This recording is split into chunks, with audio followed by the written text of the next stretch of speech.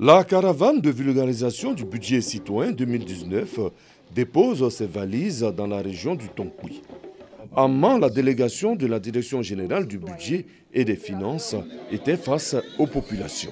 La création au sein de l'administration financière d'une cellule dédiée spécifiquement à informer tout citoyen, opérateur ou non, sur toutes les actions publiques et toutes les actions du gouvernement. La publication en ligne du budget de l'État dès qu'il est voté par l'Assemblée nationale. Des populations venues massivement en vue de comprendre la confection du budget. Une sensibilisation qui vient à point nommé pour comprendre tout le mécanisme. Quand on paye les impôts, on ne paye pas pour quelqu'un, mais paye pour nous-mêmes. Parce que c'est nous qui mettons nos enfants à l'école.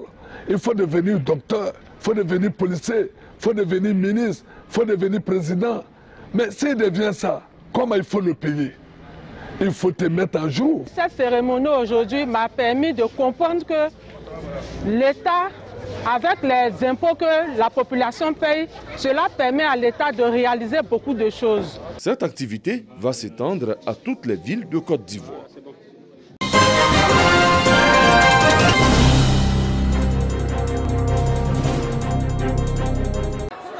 Visite de la résidence du premier président de la Côte d'Ivoire, la basilique Notre-Dame de la Paix, la fondation Félix Houphouët-Boigny pour la recherche de la paix, le lac aux Caïmans à Yamoussoukro. Visite entreprise par des femmes de plusieurs organisations de la région de Gbeke.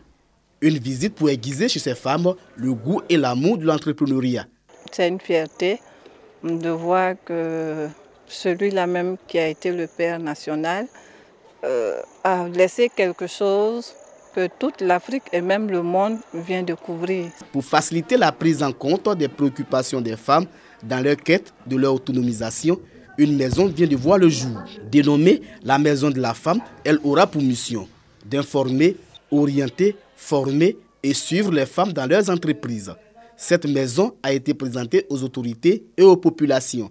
Le maire et le représentant du ministre Sidi Touré, tout en saluant l'avènement de cette maison, se sont engagés à soutenir ces femmes à devenir autonomes. Le ministre se tient à disposition pour soutenir toutes les actions qui vont dans le sens de l'autonomisation de la femme, de sorte à éloigner de la femme le spectre de la pauvreté. L'initiateur de ce projet a exhorté les femmes à s'approprier cet outil pour leur autonomisation. C'est un outil qu'elles doivent s'approprier. Nous ferons un diagnostic de tout ce qu'elles ont comme difficultés. Et puis, nous allons essayer de créer une sorte de mutualisation pour mettre ensemble nos différentes forces pour atteindre les objectifs. La Maison de la Femme de la région de Gbeke se veut le lieu d'incubation des projets pour l'insertion économique des femmes.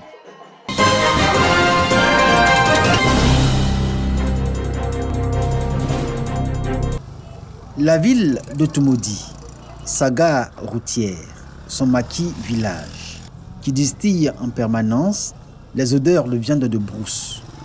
Son rond-point toujours animé, happé par les véhicules se disputant le passage dans une ambiance de tintamarre. Des endroits bien connus des habitants de cette localité et que les visiteurs et voyageurs de passage ont eu beaucoup de plaisir à découvrir, séduits par le pittoresque de cette ville carrefour. Ils sont nombreux à avoir parié que l'avènement de l'autoroute Abidjan-Yamoussoukro, vu comme une menace, allait faire perdre à Toumoudi tout son rayonnement et lui enlever son attractivité. Vrai ou faux? Dans la ville, les populations nostalgiques évoquent à l'envi ce qu'elles appellent la belle époque, le temps où Toumoudi était traversé par l'ancienne route Abidjan-Yamoussoukro. En ce temps-là, disent-elles, tout marchait bien, contrairement à aujourd'hui. Depuis que l'autoroute est passée là-bas, il n'y a plus de... Les activités ne marchent pas comme avant. On dit les 8 comme ça, les samedis, les dimanches comme ça, là. Il y a beaucoup de clients qui viennent. Mais actuellement, là, c'est pas trop ça. De toute façon, avant, l'autoroute était en ville là-bas, tous les jours bougeaient, mais maintenant, c'est le contraire. Si aujourd'hui, les gens disent aux gens que, bon, à cause de l'autoroute, que les taxis marchent, non, c'est pas vrai. Une chose frappe à Toumoudi. Quoi qu'on dise, les taxis-villes se sont multipliés depuis l'ouverture de l'autoroute Abidjan-Yamoussoukro. Ils circulent partout dans la ville. ralliant tous les quartiers à la satisfaction des populations qui se félicitent de ce changement notable, indicateur de développement et de progrès de Toumoudi. Comme par le passé, les taxis-villes sont toujours stationnés à leur gare, bien connue de tous, mais fait notable, plus besoin de les prendre en course. Le syndicat des chauffeurs de taxi de Toumoudi a même une ligne très développée à ce jour qui part du centre-ville au corridor d'Abidjan. En ce lieu, les véhicules et cars de transport empruntant l'autoroute peuvent débarquer des passagers en transit pour Gekano, Oumé, Dimokro ou Bokanda. Les voyageurs qui arrivent de ces localités peuvent également embarquer pour Abidjan, Yamoussoukro ou Bouaké. Une aubaine pour les conducteurs de taxi dont l'activité prospère et en même temps bénéfice pour Toumoudi, car de part et d'autre de l'autoroute à la porte de la ville, de petits commerces et business se sont développés comme alternative à la question de l'emploi dans une localité qui souffre de l'absence d'unité industrielle. Il y a beaucoup de jeunes qui ne travaillent pas. Moi, par exemple, je suis chauffeur de Woro. Je me défends un peu. Mais moi, mes frères qui sont là, qui ne font rien, il y a d'autres qui ont eu le bac, qui ne font rien. En tout cas, si les cadres de Toumoudi peuvent construire des usines pour que chacun d'entre nous gagne une place pour s'aider, pour aider sa famille, en tout cas, c'est un peu préférable. À Toumoudi, on n'a pas beaucoup d'activités. Si tu n'es pas chauffeur de taxi, soit tu travailles dans une société d'anacad, soit tu es chauffeur de taxi. Nous, on entend les cadres, ils n'ont qu'à venir investir à Toumoudi, ils n'ont qu'à venir créer des sociétés pour que nous, les jeunes, on puisse travailler. Nous mettons un peu de pression sur nos différents responsables des collectivités afin de trouver les voies et moyens de faire venir les partenaires, faire des usines ici pour que les jeunes puissent travailler. Aujourd'hui, avec les TIMO, les différents projets qui viennent vraiment essayer en quelque sorte aider un peu la jeunesse, mais pas satisfaction totale. Toumoudi hier et Toumoudi aujourd'hui. Deux époques, deux réalités qui trop souvent font l'objet de comparaisons dans divers milieux au sein de la population. Sur des accents de mélancolie teintés d'espoir, nombreux habitants ont fini par réaliser que rien ne sert de s'inquiéter des lendemains toujours inconnus, mais qu'il faut plutôt s'adapter aux exigences du moment. Une positivité que partagent les nostalgiques les plus sombres et les plus sceptiques qui ont fini par changer d'opinion. Tous s'accordent aujourd'hui pour dire que l'autoroute Abidjan-Yamoussoukro est une belle opportunité pour Toumoudi et ses populations. Le conseil municipal compte en tirer un bon capital. L'autoroute apporte beaucoup à Toumoudi. On ne sent même pas. En tout cas, on ne sent pas que l'autoroute a dévié, comment on appelle, Toumoudi. Et nous, notre vision, c'est faire de Toumoudi une ville propre, une ville verte. Un projet de développement et d'extension de la ville autour de l'autoroute Abidjan-Yamoussoukro est en cours d'élaboration, comme indiqué dans le programme de campagne de l'actuel maire de Toumoudi, Drissa Koné.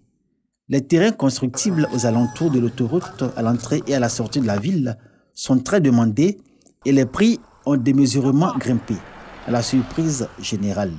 Le développement de Toumoudi, et ça va vers au-delà même de l'autoroute. Vraiment, nous envisageons faire la zone industrielle, non loin de l'autoroute. Il y a beaucoup, nous avons beaucoup de projets. Quand l'autoroute a dévié Toumoudi au commencement, on a pensé que ça allait laisser Toumoudi derrière, mais c'est le contraire. Toumoudi fait partie des meilleures villes de Côte d'Ivoire aujourd'hui. Notre souhait, c'est que les cadres s'attendent. L'autoroute Abidjan-Yamoussoukro menace pour la ville de Toumoudi. Les populations n'en font plus une obsession. C'est une localité respirant de fierté et qui se remet dans une nouvelle dynamique vers son progrès, prête à relever tous les défis. Les maquis au mets savoureux du terroir sont toujours là, comme le symbole d'un Toumoudi toujours vivant. La ville, quoique diminuée de sa superbe, a su conserver son attractivité.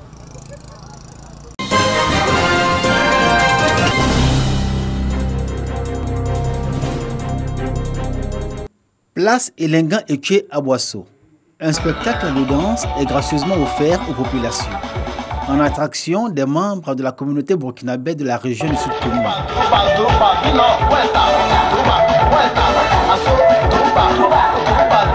Sur la même scène, des danses d'autochtones et d'allochtones solidaires de l'événement.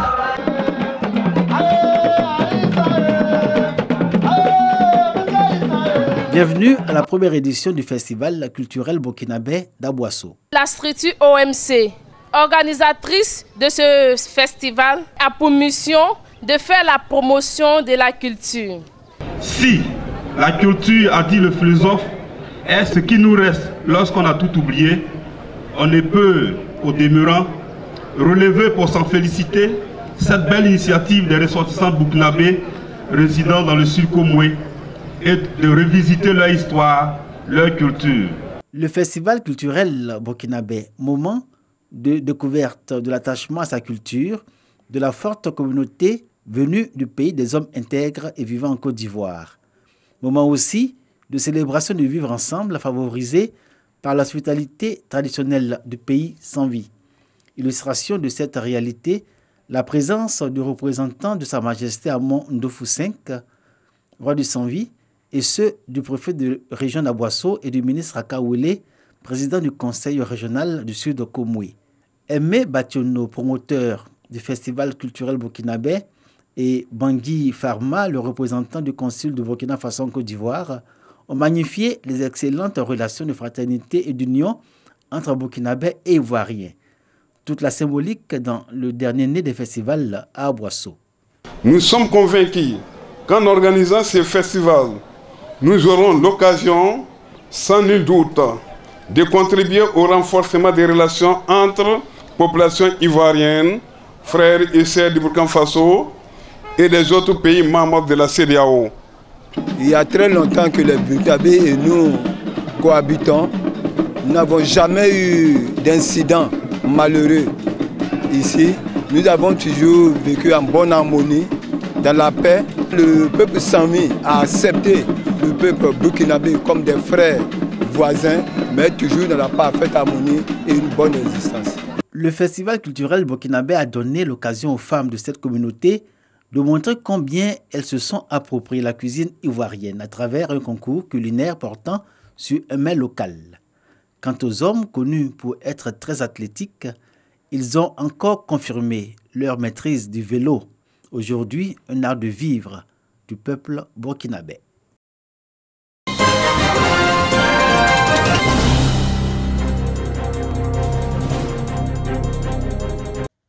L'Association des jeunes musulmans de Côte d'Ivoire, AJMC, veut inculquer aux jeunes musulmans la maîtrise du Saint-Coran. À cet effet, cette union de jeunesse a organisé un concours de mémorisation du Saint-Coran. Il s'agit pour les organisateurs de permettre aux plus jeunes de grandir dans la sagesse que procure le livre saint de l'islam. Parce que c'est un mois béni et l'une des valeurs de ce mois, c'est la lecture du Saint-Coran. Et c'est ce que nos enfants ont lu ce matin. C'est pendant le mois de Ramadan, le Dieu a révélé le Coran. C'est pour cette but même qu'on a eu l'idée, chaque mois de Ramadan, on doit organiser un concours de lecture coranique. Filles et garçons ont compéti dans les différentes disciplines. Les compétiteurs ont donné le meilleur d'eux-mêmes pour être sacrés meilleurs lecteurs et lectrices du Coran de la commune de Bouaké.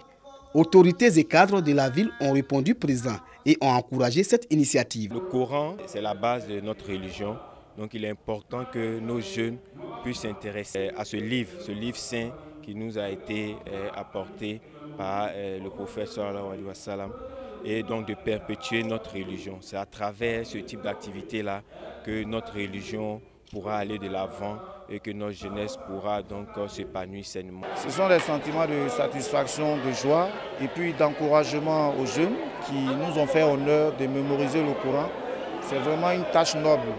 Ce concours de lecture coranique est à sa 4e édition. Les initiateurs entendent le pérenniser pour la promotion de l'islam en Côte d'Ivoire.